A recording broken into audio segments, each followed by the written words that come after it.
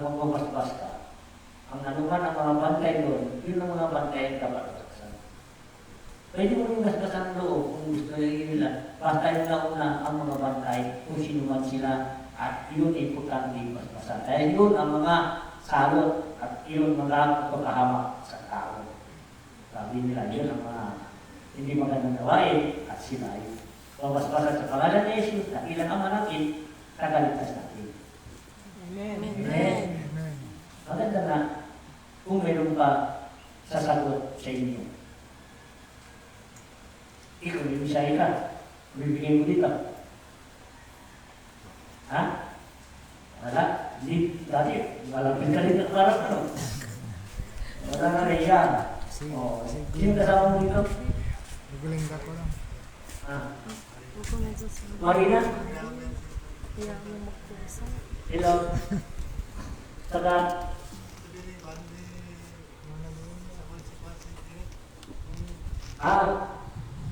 Sa Monterrey?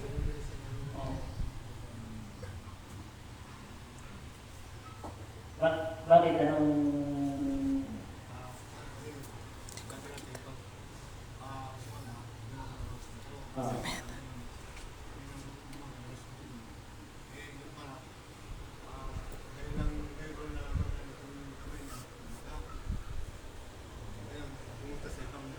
Ako na rin.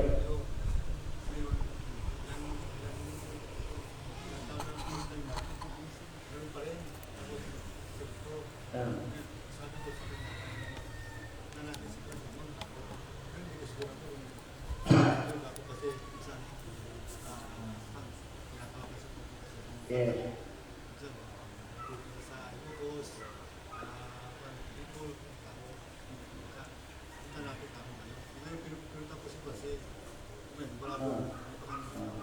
Salamat dumating ka. Dahil alam mo mga pisan niya, ako gumawa ng bahay.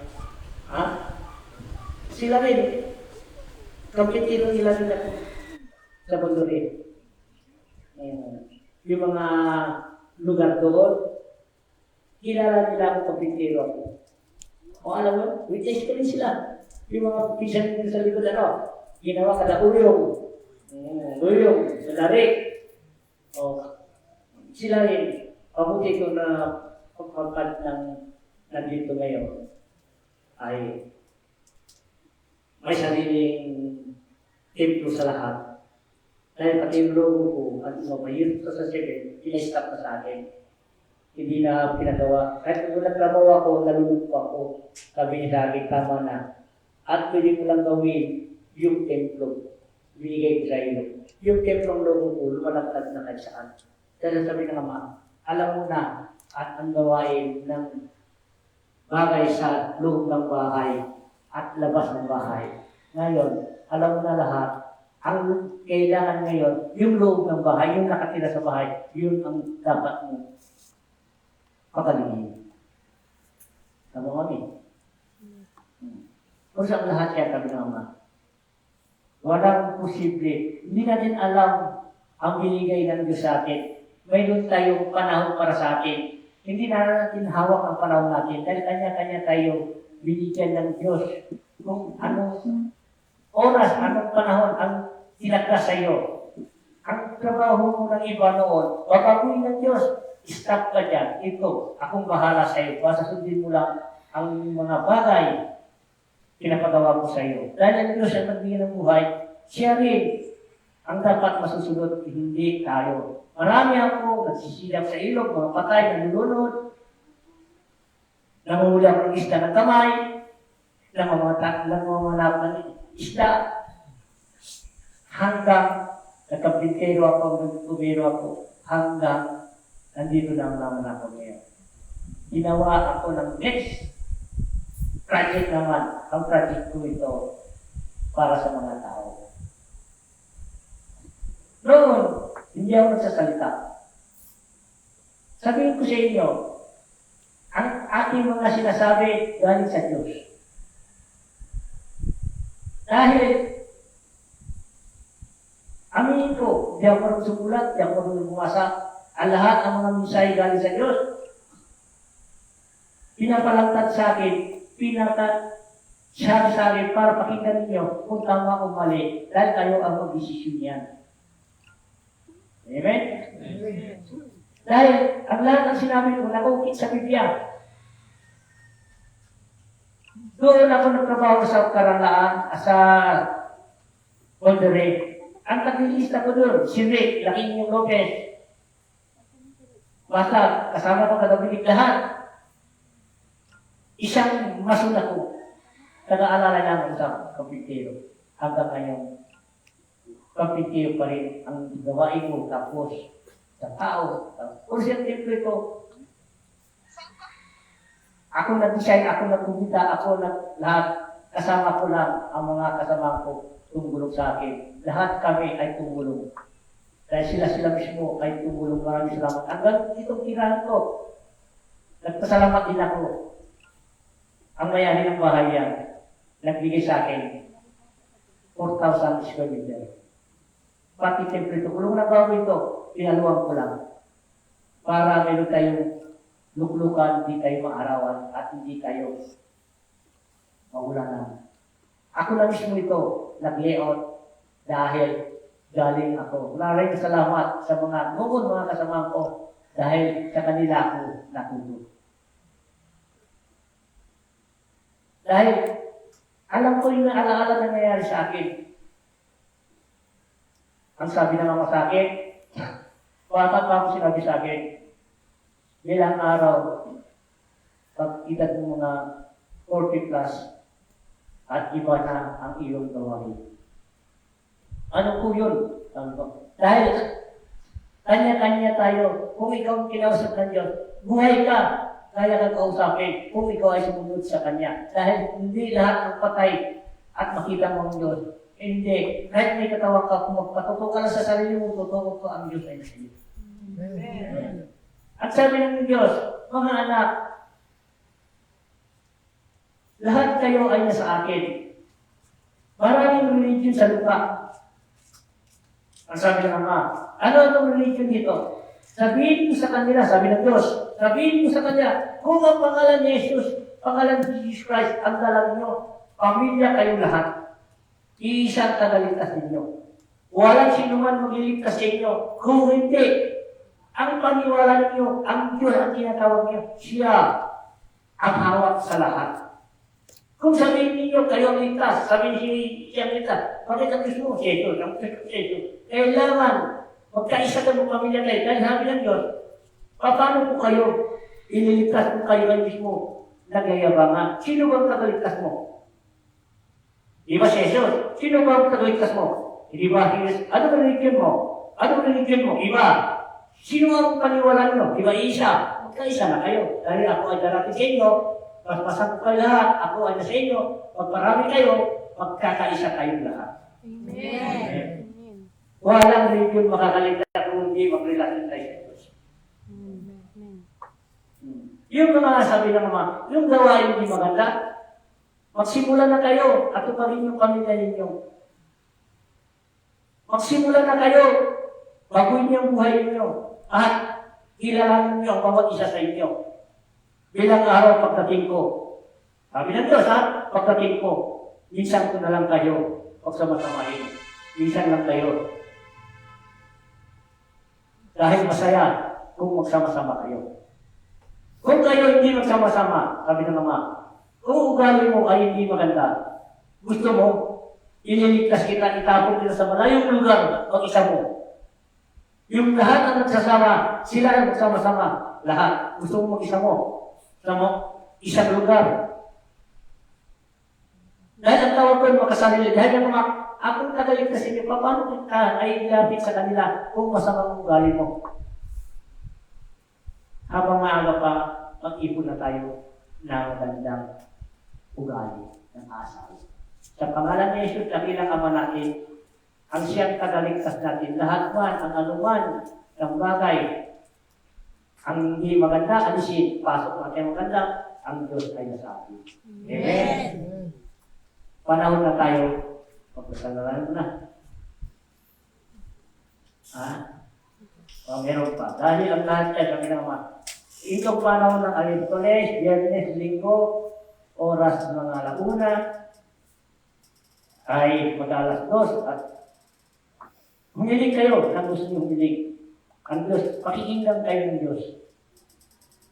Ang sabi ng Ama, hiling na hiling kayo kung di kayo magbago ng flesh. Kung kayo nagbago at imangat, ibig sabihin, gusto ng Diyos ang ugali ninyo. Dahil doon mo ng yaman, babaguhin ko ang ugali mo. Yung kayamanan at anong bagay, babaguhin ko, basta magbago ka lang.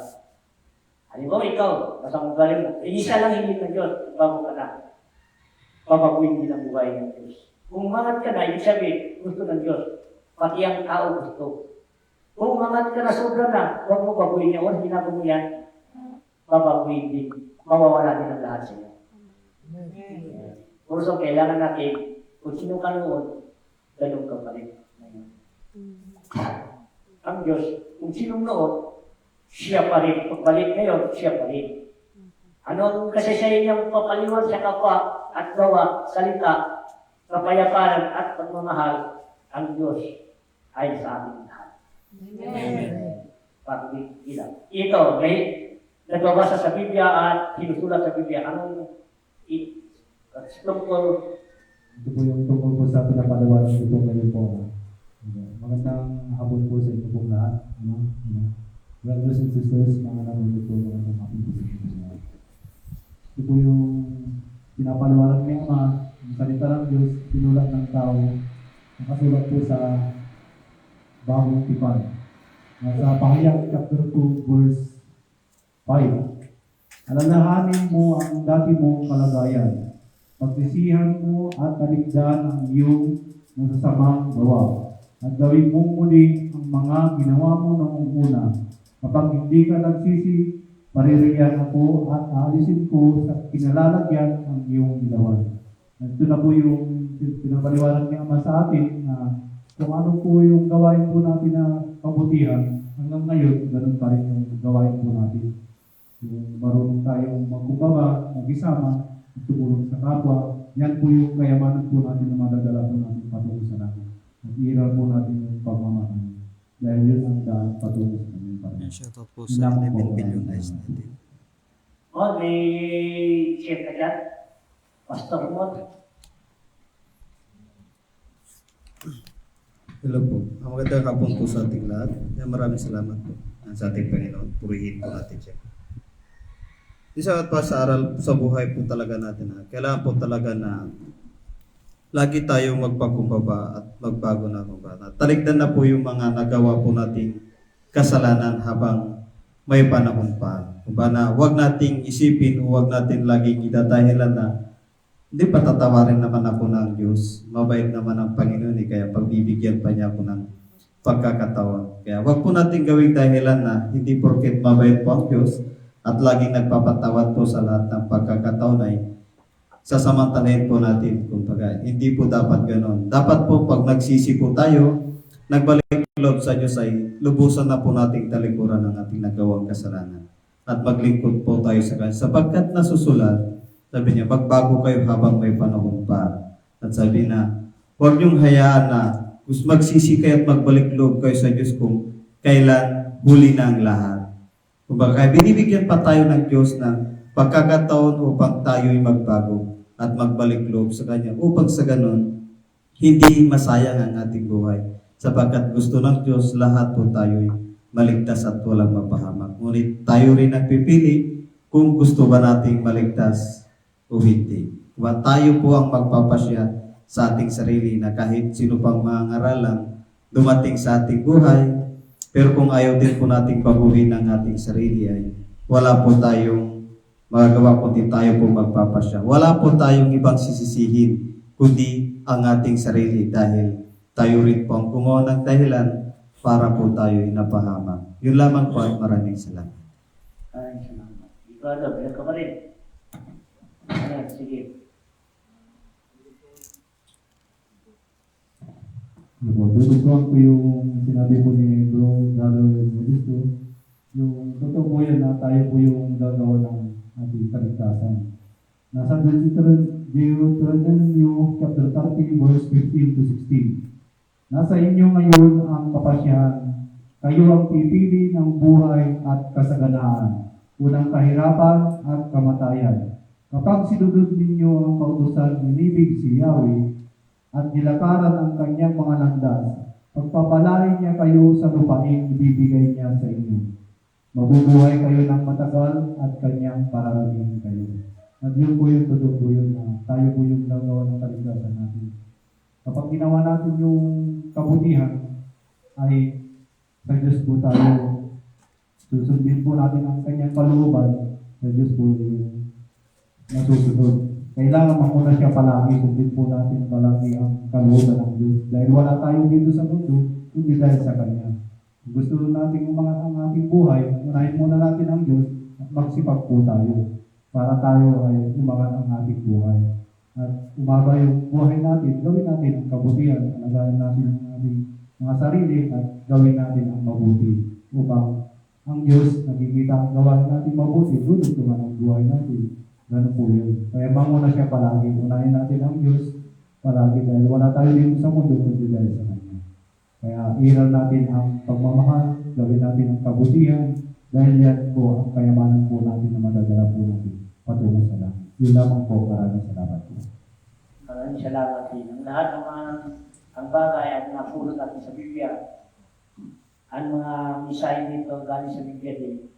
Maraming salamat at kumilig ang lahat man at kumikinig ay isipin ng lahat kung tamang mali ang mga sinabi dito kasi inyo ang pag-uusip. Wala nang iba. Kayo ang mag-iligtas sa inyo.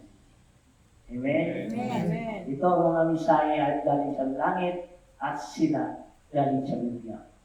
Dahil ang lahat ng mga sinasabi ko, hindi ko binabasa at anumang misay kumarating sa akin, yun ang pinapaliwanag ko sa inyo para pakinggan ninyo kung tama ba o hindi. Ang sabi ng iyong ama, hindi ang lahat ng bagay at binabasa. At mayroon din na nilalagay ko at walang pinag-aralan para nakikita ninyo. Ano man ang sinasabi niya, kayo magsiyasa, kayo rin na mag-usip kung tama ba o hindi. Amen. Amen. O course, ang lahat yan, kayo ang bahala. Kayo ang kaligtasan. Kayo rin gumagawa. Ang hiling ko lang, ang Diyos ay nasa inyo. Magtiwala kayo sa sarili niyo kung sino ang kinakapilan niyo sa pangalan ni Jesus, pangalan ni Jesus Christ, ang tunay natin kagaligtas. Huwag kayo magdalawang isip, huwag kayo mag-alanganin, kumapit lang kayo sa Kanya, siya ang bahala sa atin. Amen. Amen. Sa pangalan ni Jesus, dakilang Ama, ang siya ang nagbigay ng misay dito sa lupa, panahon na, oras na, ang magdasal na, para at iling kayo na gusto niyong hiling ang Diyos at kumikinig. Nandiyan ang tahanan na tunay na tahanan ng Diyos sa puso niyo. Tanggapin niyo siya at tatanggapin din kayo sa paraiso niya. Amen. Nakilap mo. Po, ayan, live na po tayo. Thank you for watching po sa lahat. Sa lahat po sa skill nice natin. Ayan, sa lahat po dumating sa aming live. Thanks po.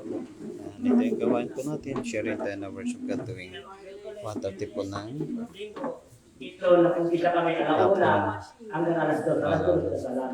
Alas 3 kamutan. Dahil ang sabi ng Ama, oras, ikit lang kayo dyan. Dito na lang tayo, magpulong-pulong para magkakaisa tayo lahat. nandito po yung sharing ng worship God. Nandito ng Ang patuloy yung tinapilagay. ng bawat isa. Si Mami Aida.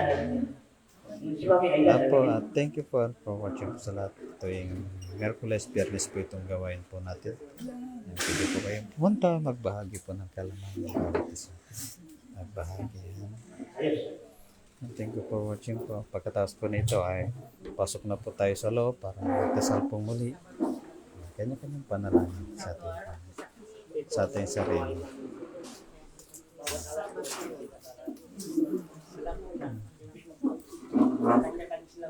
Thank you po sa lahat po ng mga dumating dyan. Share mo sa amin. May karunong kami. Share ko sa'yo. Dagdagan at tulungan. Huwag natin ipagayamang natin sa pagkakalit. Kailan ipuhin kung dapat ipuhin para madagdagan ang iyong karunong. Dahil Diyos pa rin ang tunay talaga. Noon niyang nagsasalita. Yun ang binigay sa atin. Dito, ang nagbigay ko ng ito sila.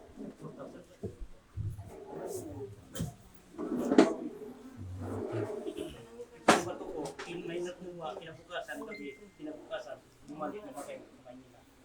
Sabi, ako lang ang nagkakaroon. Dahil bato ko, may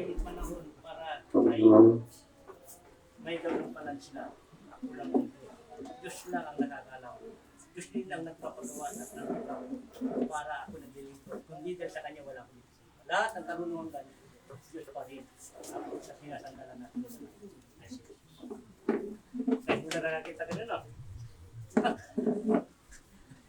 Tagal na tayo doon magkakilala, no? Yan siya Kaya dito nung sa nangyayari ito, no? Paano ako nagsasalita? Eh, wala akong aral, wala akong pa. Dahil sa Diyos.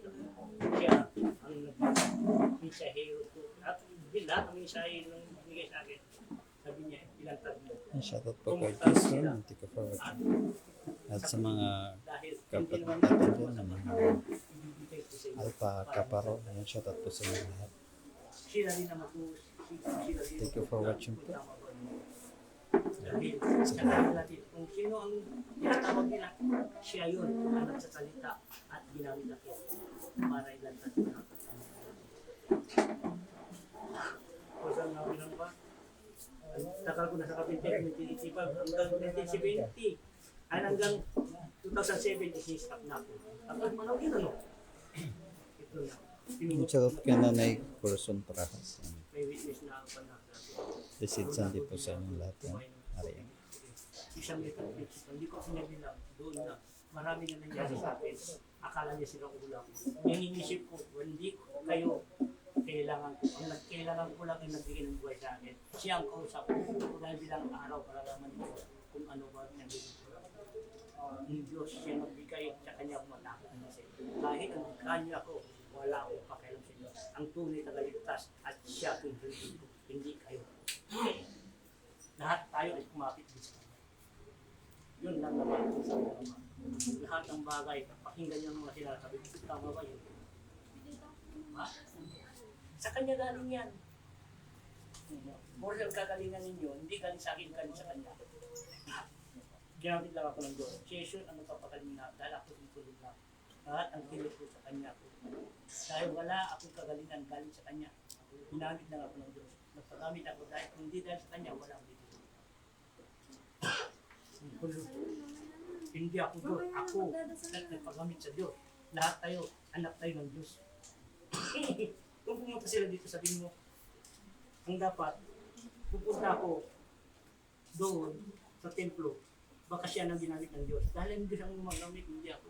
Wala akong kagalingan, wala akong pangyayaman. Ang Jesus ang pinaka-best. Siya ang magpagaling kahit ang sulok ng mundo. Gusto kailangan pa kayo. Gusto nyo? Pakita nyo. Pause na po. Dasal po tayo.